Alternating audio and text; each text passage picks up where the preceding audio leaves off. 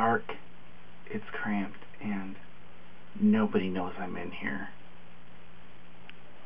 Okay, so I'm not actually in the closet, but I was just actually in a closet.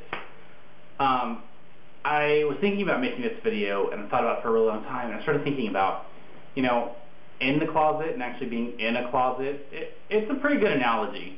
And, you know, it is a little bit cliche to tell your coming out story on YouTube, but, you know, I kind of thought about it, and I was like, well, I'm going to add to the thousands of others, so why the hell not? So my coming out story has two parts. The part where I came out to my friends and classmates, and the other part where I came out to my family. I was in my first semester of college. I was assigned in my art class to do a self-portrait, and it was supposed to be something realistic, but I tried several times and I couldn't come up with something that I felt looked like me. And finally I came up with me. And it's obviously very abstract, but I do kind of have the hair going on a little bit right there. But it was basically an expression of myself, how I felt like I was bursting at the seams. Like I wanted everybody to know, but I couldn't let it out. And it was so strong inside of me, and I wanted everybody to know, but I just couldn't get the words out. And so after making this, I was presented to the class, and I thought, when I get up there, I'm just going to tell everybody what this means to me. So I got up in front of my class of about 30 other people. Lots of people I had actually gone to high school with were in there, and a lot of my good friends. And I just got up there, and I showed it to the class, and the teacher asked me, what does this express to you? And I just said, this expresses how much I want to tell everybody that I'm gay. And then hush goes over the class. Okay, so that was the plan. In actuality, and it just pisses me off about myself to this day, I got up there and said this represents stress. Partly true, completely not what I meant by it, but I just chickened out. And to this day, it just makes me so mad about myself that I wasn't brave enough to stand up there and tell everybody. And in the end, I completely took the coward's way out. I told one friend who I knew had the absolute biggest mouth, told her to keep it a secret, knowing that within 20 minutes, every single person I had ever met in my life would know. And so by next week, every single person I went to school with, every friend I'd known from high school knew. Everybody was calling me, asking, is it true, is it true? And all I had to say was yes. So, that is something that pisses me off about myself, and it is still the one piece of artwork that expresses me more than anything else I've ever done in my life, and it's the single most thing that I'm proud of that I've ever created. And, you know, I'm not saying I'm a great artist or anything, but to express yourself through art, I think, is very difficult, and it's something I've used a lot on YouTube. I mean, it's been my background before, or my icon before, and I have used it at the end of a couple of videos. But yeah, it's me.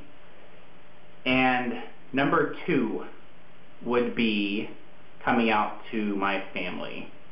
And not my whole family, and actually to this day, my whole family doesn't know. They're a bit of, without trying to use hate speech myself, I'll say very religious and not down with my lifestyle.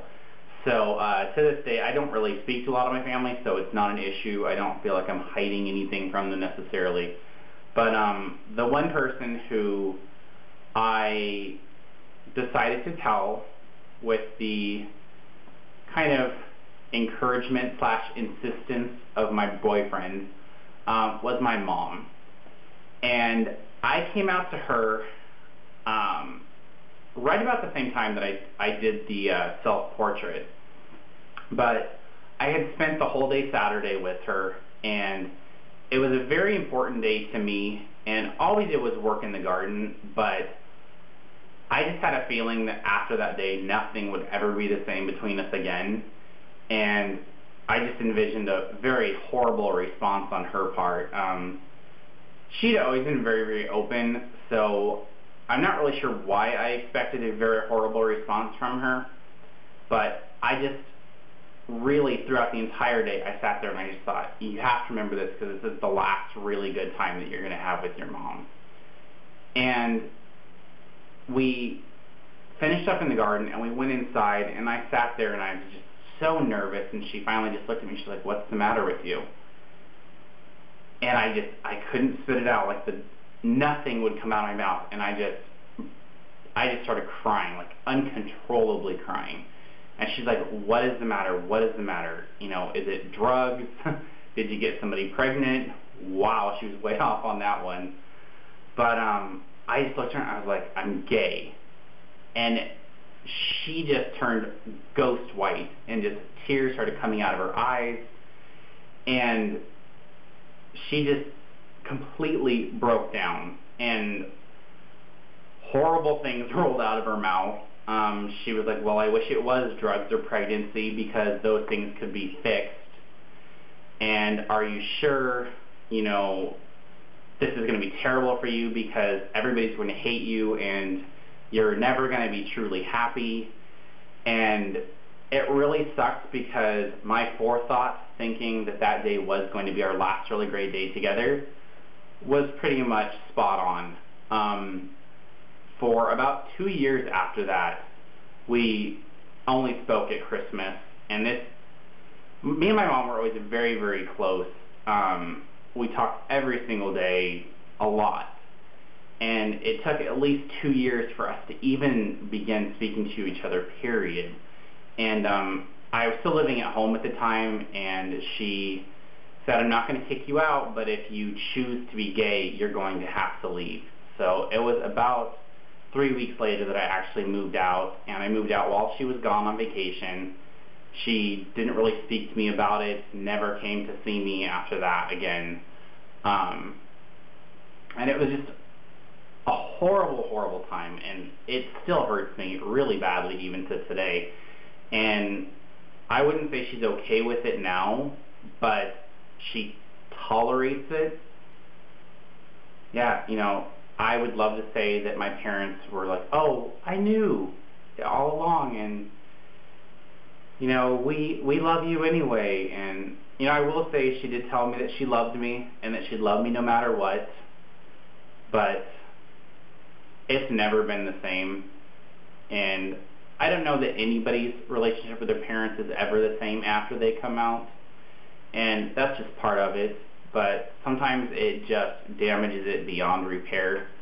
And I in no way think that anybody should stay in the closet to keep a relationship with their parents. But, you know, cherish the time that you have if you think your parents are going to react that way, because sometimes it might just be one of the last great moments that you have with a parent.